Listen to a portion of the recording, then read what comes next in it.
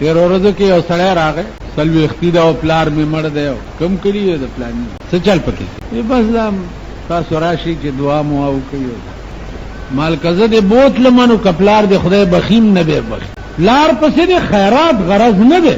دا زما بوتلل چې دي دا ستا د نفس خارخ ته زه داسې د سدرة المنتهى نه را کوز شوی یم چې زه لاړ شم نو پلار به دې بر جنت توتي کم او وابې لزوم لږ عقل وکړه او دا داسې د نه سړي زامن دي داسې د نه سړي زامن دي چې د خیر او د فایدې په خبره پوهېږي نه زړه ته یې نه غورځېږي بلکل دا داسې څه د دغه نیچ اولاد دی که د مړي په ټایم کې څه د خیر مشوره ورکوې والله کې په غوږ لګي که د واده په ټایم کې د خیر مشوره ورکوې والله کې په غوږ لګي مړي پسې ته خیر کول غواړي فایده رسول غواړي ورشه چېرته جومات وګوره پوزي پکې جوړ کړه ګرمۍ کې پکي پکې ولګوه چېرته جومات جوړېږي یو لشل بورې سیمټ ورته واله خښتې ورته واله چا خوار غریب کړه یو من اوړی او څه د شپې دا د مړي پاروا کا دې ته صدقه جاریه وي ملا راوله او چرګان حلال کا او روټۍ پخې کا او مولود شریف ته او څه چل دی څلوېښتي ده او مولود شریف ته خدای ته وګورئ د خدای قهر نام را ټول کا څه پت قهره دا خبره په غوږ نه لګي وایي چې هغه به مو کو خدا تم راشه که نه پس روانېږه په تا دلته زما خبره اثر نه کوي نو ستا په کلي به زما خبرې څه اثر وکړي ځه که واده کې چاله مشوره ورکړي چې هلکه خدای ته وګوره و ظالمه چېرته دا دولت چې په دې غټ سرو باندې خورې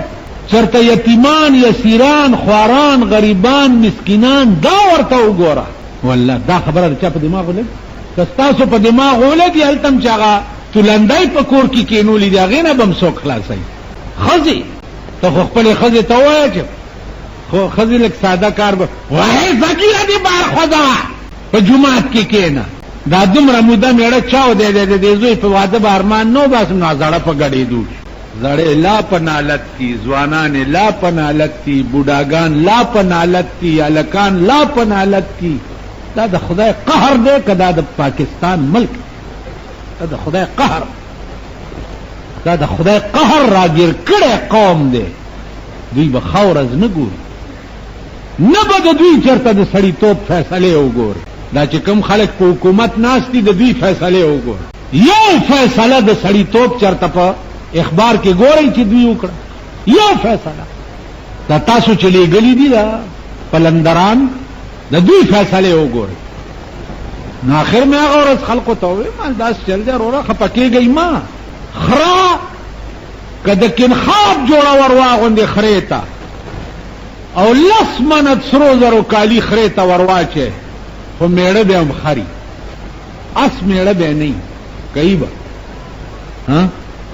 ستاسو کلي کې د خرې میړه څوک اس خو نه مونږ خره قوم یو مونږ له به چېرې خدای د سړي زوی مشر نه راکوي بعضې وخت کې تاسو مولیانو نه ګیلې وکړي مولیا ته پېژنې نه